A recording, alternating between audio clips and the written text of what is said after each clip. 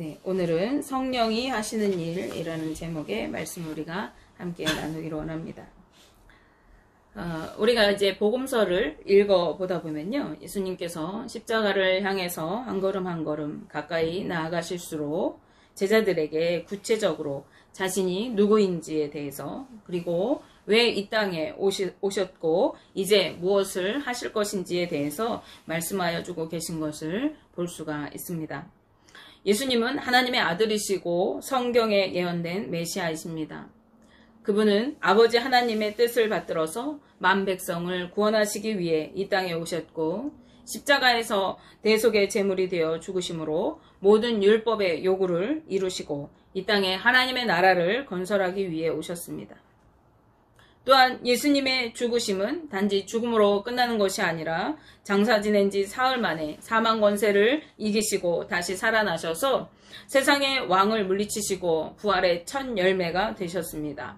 이 땅에 하나님의 통치를 이루시기 위해 그 일을 이루신 것입니다. 그리고 이제 누구라도 예수 그리스도를 믿는 자는 구원을 받아서 거룩한 하나님의 자녀요 천국 백성이 될 수 있도록 구원의 길을 활짝 열어놓으시기 위해 이 땅에 오신 것입니다.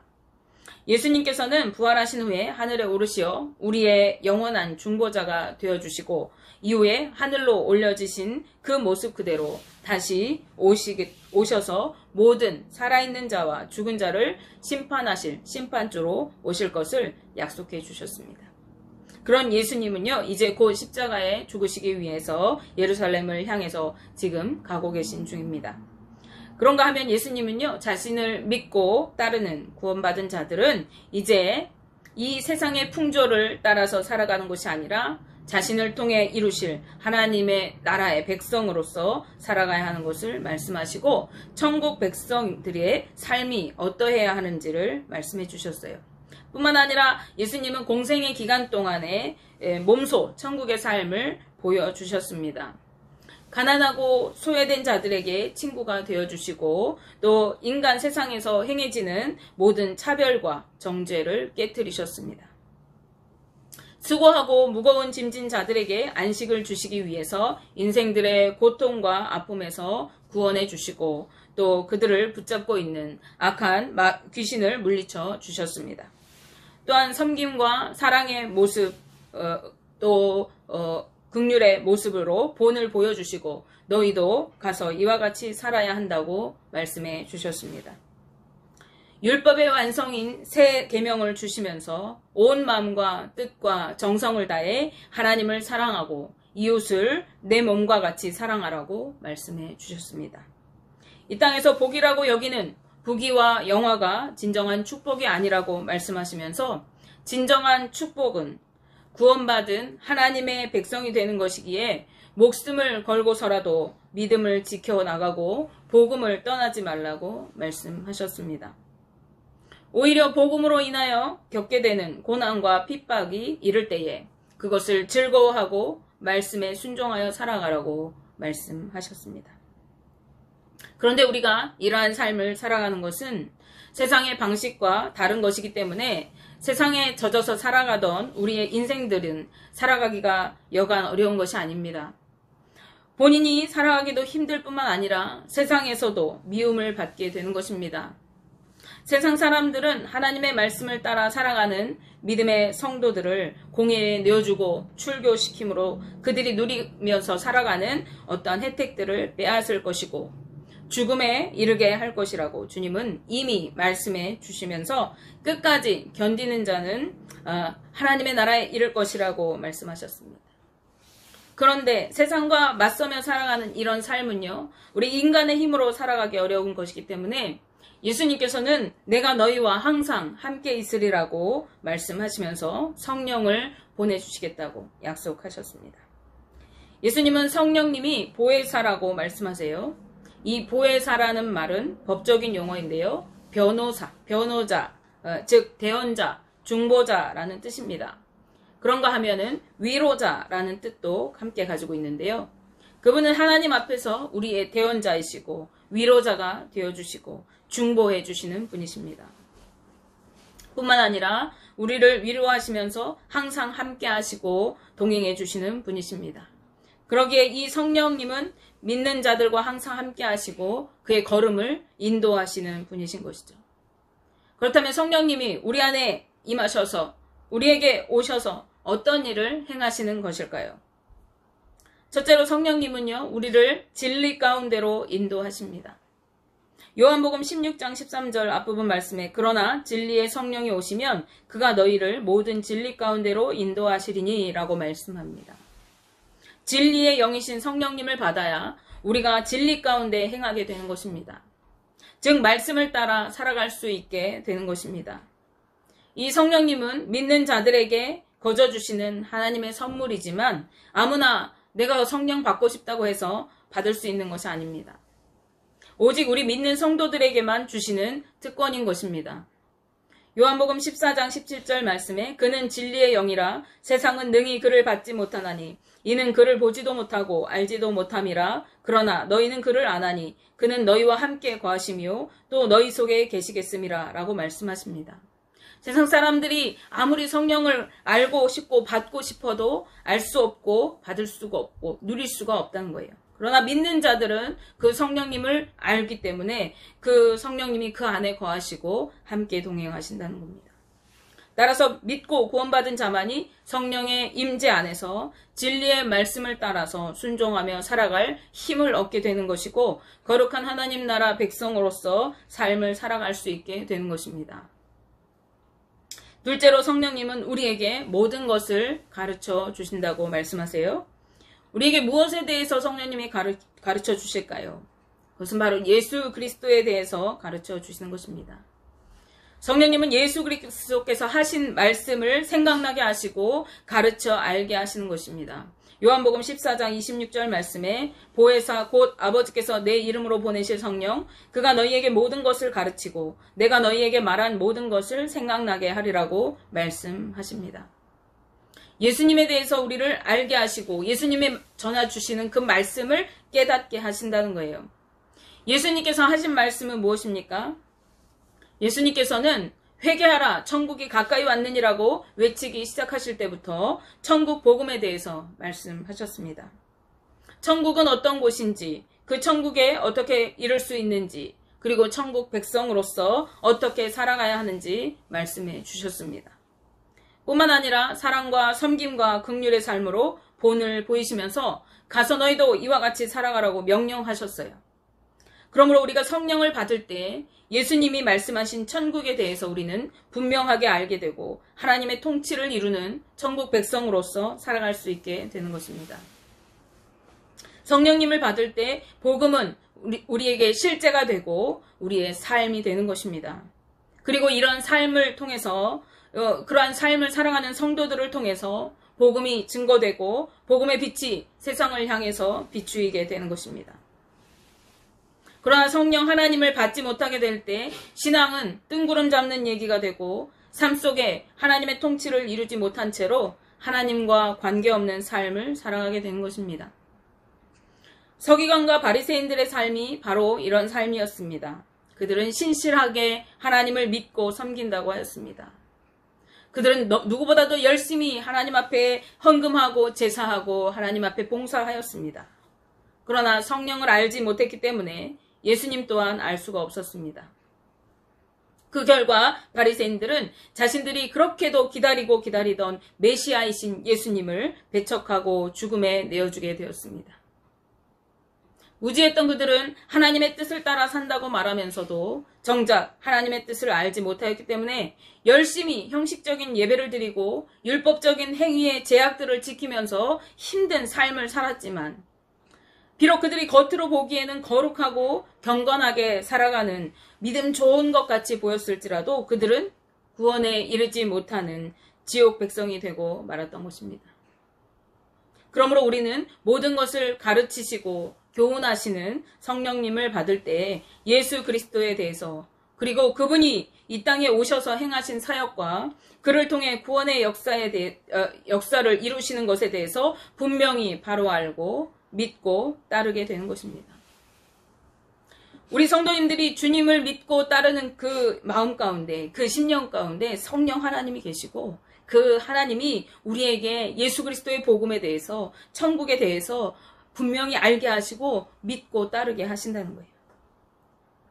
그리고 이렇게 믿는 자들에게 주시는 주님의 평안을 온전히 누리며 살아가게 되는 것입니다. 요한복음 14장 27절 말씀에 평안을 너희에게 끼치노니 곧 나의 평안을 너희에게 주노라. 내가 너희에게 주는 것은 세상이 주는 것과 같지 아니하니라. 너희는 마음에 근심하지도 말고 두려워하지도 말라고 말씀하십니다. 지금 예수님께서는 자신이 십자가에 죽으실 것을 말씀하고 계세요. 이제 내가 너희와 함께 있지 못할 것이라고 말씀하세요. 그러면서 동시에 내가 너희에게 평안을 주노니 너희는 근심하지 말고 두려워하지 말라고 말씀하십니다. 이 평안을 덧입은 사람은 이제 세상의 조건 때문에 평안을 누리는 것이 아니라 구원의 기쁨과 천국의 소망 때문에 참된 평안을 누리게 됩니다. 세상이 빼앗을 수 없는 평안을 누리며 기뻐하고 즐거워하면서 고난도 인내하는 삶을 살아갈 수 있게 되는 것입니다. 그 이유는요, 마지막 때에 마침내 이루실 구원의 소망이 그들 가운데 있기 때문에 그렇습니다. 의로운 하나님의 심판과 천국이 예비되어 있다는 것을 분명히 알기 때문에 그렇습니다.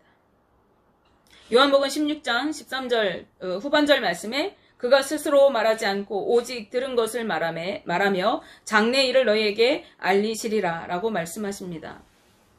성령 하나님께서 장래에 있을 분명하게 일어날 그 일에 대해서 알게 하시기 때문에 지금의 삶에 안주하지 않고 소망 가운데 인내하면서 그 어떠한 상황 가운데서도 평안한 삶을 살아갈 수 있게 하신다는 것입니다. 그러나 세상 사람들은 이러한 소망이 없기 때문에 항상 불안해하고 근심하며 살아갑니다. 두려움에 떨면서 살아가고 있는 거예요. 망할까봐 두렵고, 버려질까봐 두렵고, 죽을까봐 두렵고, 다른 사람들에게 미움받을까봐 두려워하면서 살아갑니다.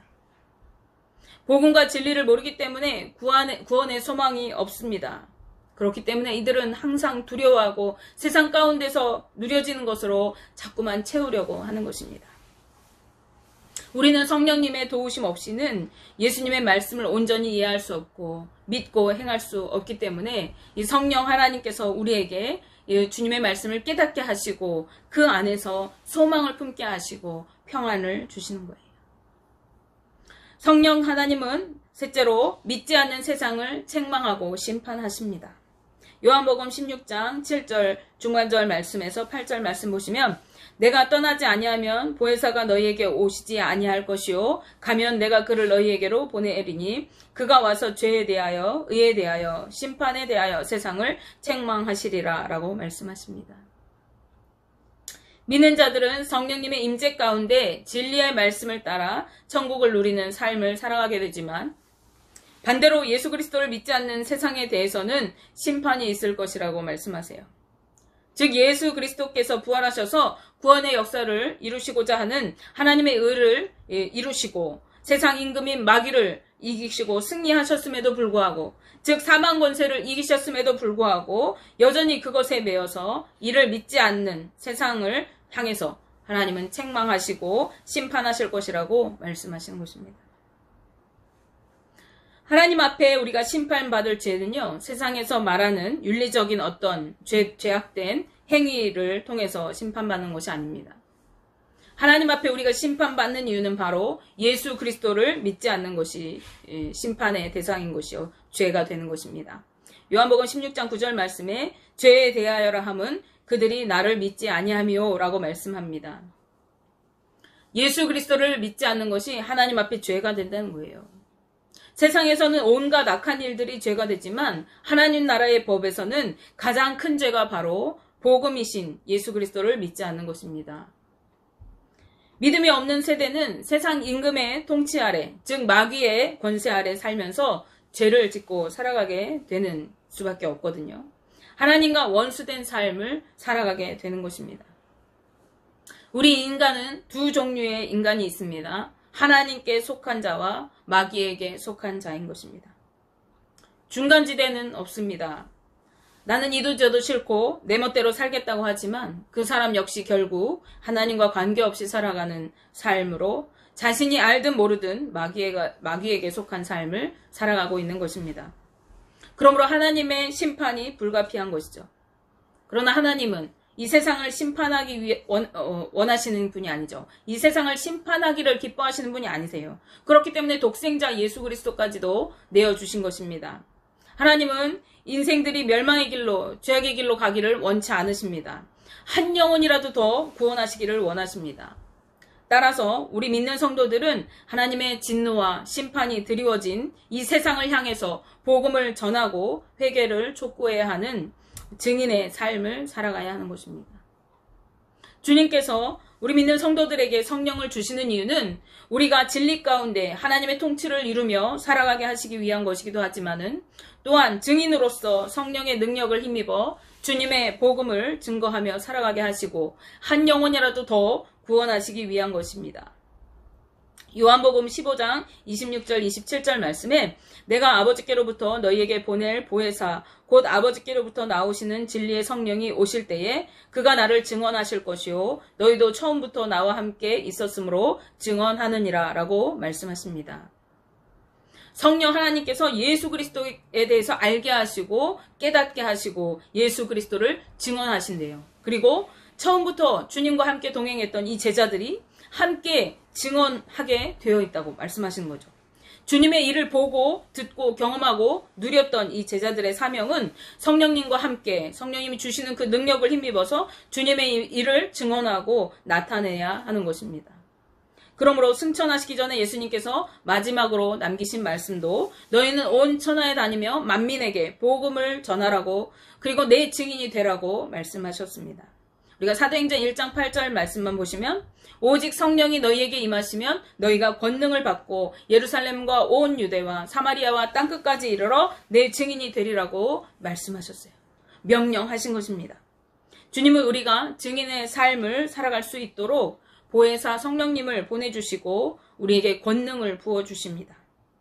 오늘날에도 성령님은 우리 믿는 자들과 함께 하시면서 우리를 진리 가운데로 인도하시고 우리에게 주의 말씀을 가르치시고 생각나게 하셔서 말씀을 따라 살아가며 하나님 나라를 이루게 하시고 또한 하늘의 소망을 품고 평안을 누리는 삶으로 주님 안에서 어떠한 상황 가운데서 인내하며 견디게 하십니다. 뿐만 아니라 심판이 드리운 믿지 않는 이 세상에서 증인으로 살아가도록 권능을 부어주시고 한 영혼이라도 더 구원에 이르도록 하는 하나님의 의를 이루기 원하시는 것입니다. 그러기에 만민에게 복음을 증거하도록 세상 끝날까지 함께 하시겠다고 약속해 주셨습니다. 원하기는요, 저와 우리 성도님들 모두가 성령 하나님의 임재를 날마다 누리고 그분의 인도하심을 따라서 거룩한 하나님의 백성이요 복음의 증인의 삶을 살아가게 되시고 진리 가운데 말씀을 순종하여 따라가는 하나님의 거룩한 백성으로 날마다 승리하시기를 주님의 이름으로 축복하며 기도합니다.